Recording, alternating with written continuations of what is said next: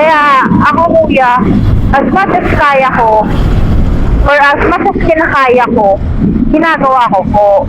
Kasi ayoko po kasabihan lang yung kuya mo nakagraduate ng isang kuha lang ng course, tapos ikaw na ganito ganyan ka pa. May part naman po kasi hindi naman kami pareho ng kuya ko. Diba kuya? Hindi naman po pareho tayo ng pag-iisip.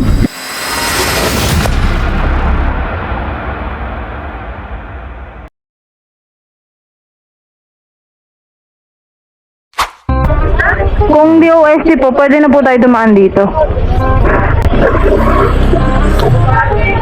Alright. Kasi kapag dumaan pa tayong Petron kuya, mas mapapalayo po tayo. Oo, tama. Makati po pala, no? Yes po. Unless ang daan natin kuya, Maharlika, kaso hindi na rin kita papadaanin doon kuya kasi anong oras na eh. Oo. Buti naman ma'am, naisip po rin yung safety ng rider, no? Siyempre naman kuya, kung iniisip nyo po yung safety namin na customers nyo, siyempre dapat din po namin isipin yung safety nyo. Very good ka dyan, ma'am. Gusto ko yan, ma'am. Parang vlogger ka kuya. Ha? Parang vlogger ka. Vlogger po ba? Paano nyo po nasabing vlog? Nakita ko po yung camera nyo. Ay, nakita. Hindi yan camera, ma'am. Kunwari lang yan. Uwe, kuya, umihilaw. Ay. First time mo makasakay sa gantong setup, ma'am? Yes, kuya. Actually, nakakasakay naman po ako sa may mga mic. Pero yung may camera po, ngayon pa lang. Ngayon pa lang, first time. Yes. Hindi ka naman naiilang. Hindi naman po. Ano yan, kuya? Pinapost mo po ba siya sa Facebook? Ganyan? Yes, ma'am. Okay lang po ba sa inyo, ma'am? Kung private naman yung life nyo, ma'am, sige, okay lang naman po kahit hindi. Medyo private, kuya, kasi galing ako dito sa partner ko. Oh. Sige, pwede naman kita i-blurred. Ayan, kuya, pwede yan. Yan. Mas okay po sa akin yung blurred para kahit paano kuya may post ka pa rin. Kasi alam ko kuya, may kita din po yung post niya sa Facebook. Ayun. Ay, nako. Sorry, ma'am. Naligo po, ma'am. Ako, ha. Hindi po kuya. Sa ano po yan? Sa pinagawa po namin yung kwarto ng partner ko. Nagpapagawa kayo ng ano. Opo, kakatapos. Bali, inabot po siya ng isang linggo kuya. Ano yun? Room ba siya o buong bahay na? Kwarto kuya na abot po yung sala. Pinalagyan ko po ng aircon. Sana all guys, naka-aircon si ma'am. Kasi kuya, yung partner ko po, kapag sobrang init, inaasma po siya, inaatake. Oh. Ngayon, nung nag-birthday po siya, may late kiss po akong aso na Shih Tzu. Eh, nagre-reklamo din po kapag mainit. So, I don't have a choice, kuya. Yes. Kaya, ayun. Dahil kakatapos lang, tapos first death anniversary ng lolo niya, andun po sila magpipinsan. Ayaw nga po ako pauwiin eh. Sabi ko, may trabaho lang po talaga ako ngayon. So papasok ka ngayon o uwi ka pa lang sa bahay nyo? Uwi po ako sa bahay. Bali, online po yung ginagawa ko. Okay. Parang nag-work from home ka, ganun? Opo, yun po. Yes. Mas Para- convenient yun. Para may panggas sa sarili, saka sa kanilang dalawa. True. Hirap naman nun kuya kung aasa lang ako sa magulang ko. Kailan ko pa mabibigyan ng maayos-ayos na buhay yung Uy. dalawa. Gawing naman sana all ganyan mag-isip no? Oo, kuya. Napaka matured mo na mag-isip mo, pwede ka na talaga mag-asawa niyan. College pa lang ako kuya, second year pa lang, kaka-second year lang. Kaka-second year mo lang. Oo. Pero kuya, ayaw kasi ng magulang ko na mag-iisip ako. So, kahit talaga nang hindi nila alam. Okay. Bali, pagulang yung ginagawa ko. Ginagawa lang ako kapag tulog na sila. Ayan. Oo. Nasaan ba yung parents niyo, ma'am? Matanong ko lang. Kasama ko din po sa bahay. Okay. Kaya gagawa ka lang po talaga pag tulog na sila. Para in case wala silang masasabi sa'yo na ano oras na, gising ka pa. Ano ba course niyo, ma'am? Medtech po.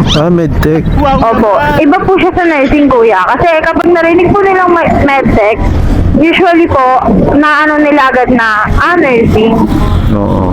Medtech po, kuya. Lagi po sila nasa loob ng laboratory.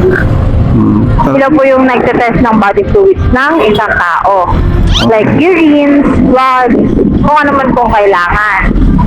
Ngayon pa lang, i-congratulate na kita ma'am kasi alam ko makapagtapos ka dyan. Medyo duda na rin po ako sa sarili ko, kuya. Bakit? Kuya, kasi it's not easy to study body fluids, lalo na daw po. Kasi minahiningan na po kami kanina. By third year, mas maraming memorization and such. And as a student na hindi po ganun ka grabe yung knowledge ko about everything, syempre nahihirapan po, I still have to adjust. Lagi natin sinasabi yung trust the process, trust Lord. Kasi bibigay niya naman po kung ano yung deserve natin. Yet, kailangan po natin pagtrabahuhan yon. Kung aasa lang po tayo sa kanya, ano mangyayari sa atin? Yes, that's correct. Huwag lang sana susuko bigla kasi medyo mahal na po yung nagagastos ng magulang ko. And kahit po parang nagdadalawang isip na ako sa course ko, pinipilit ko pa rin pong matapos as much as possible kasi ayoko po kasabihan ng yung kuya mo nakagraduate ng isang kuha lang ng course tapos ikaw gaganito ganyan ka pa, which is may part na mali po kasi hindi naman kami pareho ng kuya ko. Diba kuya? Hindi naman po pareho tayo ng pag-iisip. Yes, tama. I got your point naman doon ma'am. So ayun, na hindi po pwedeng sabihin sa akin na si kuya mo ganito ganyan. Kapag ganun kuya, siguro mas lalala yung tampo ko sa magulang ko. Matagal na po ako sa may tampo, lalo na kay mama. And Ano yung tampo about sa ano lang? everything kuya. Ano yung mas papabor sila doon sa kuya mo or sa Opo, kasi kuya, lalo na noon, graduate na valedictorian si kuya ng senior high school. Parang ang naririnig ko na lang po sa mga tita ko, gayahin mo si kuya mo, nag-valedictorian, dapat mo valedictorian ka rin kasi hindi namin narinig si kuya mo kasi pandemic. Ako naman po, after I graduated senior high school, na-disappoint po ako sa sarili ko. Like, sobrang laking disappointment. Kasi I didn't got what they want. Like, I didn't graduate with valedictorian. And it kinda hurts me kasi napatanong po ako sa sarili ko na bakit si kuya nagawa na yun? Bakit ako hindi ko magawa? Bakit ako nahihirapan? Siya hindi. To the point na I cried until I can't breathe already. And then, naririnig ako ng kapatid ko, I don't know kung kuya ko or yung sumunod po sa akin na babae.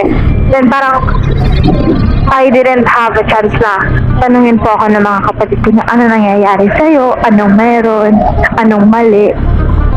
At alam mo yun, kuya, parang kind of hits na every time they need you, you're there, but every time you need them, they're not there. Siyempre, kuya, kahit na ilang taon ka na, you're still longing for their care and love. Even your parents.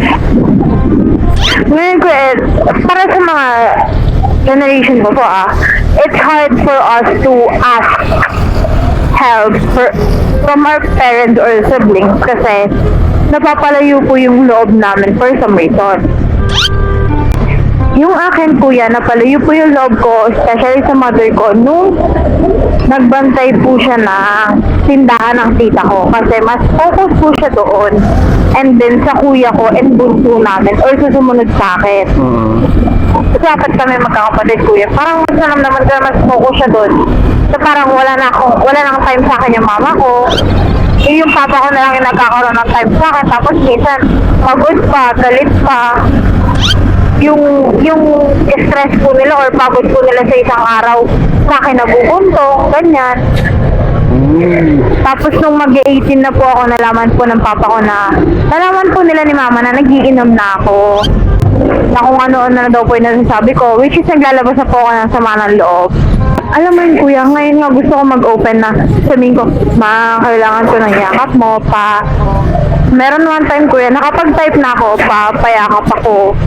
babagsak na bagsak ako sa buhay. I don't know what to do. And alam mo yung kuya, isa-send ko na lang. Pipindutin ko na, hindi ko nagawa. Kasi, Parang ang bigat sa loob ko yun na isend na parang after all those years, after all those months na ang layo nila sa akin, bigla akong magiging ganon. Parang ang hirap na sa amin maging close sa parents namin.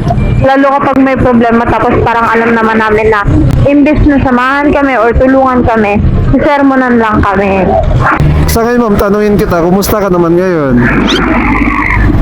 Sa Ngayon kuya, after those na nangyayari sa inyo, na nangyayari sa iyo, syempre nakakaramdam ka ng parang wala ng love sa mga relatives or parents or sa mga kapatid.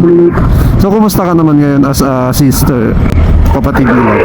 as a sister kuya, I don't care if they really love me that much as I love them. But whenever they need me, I will always be there.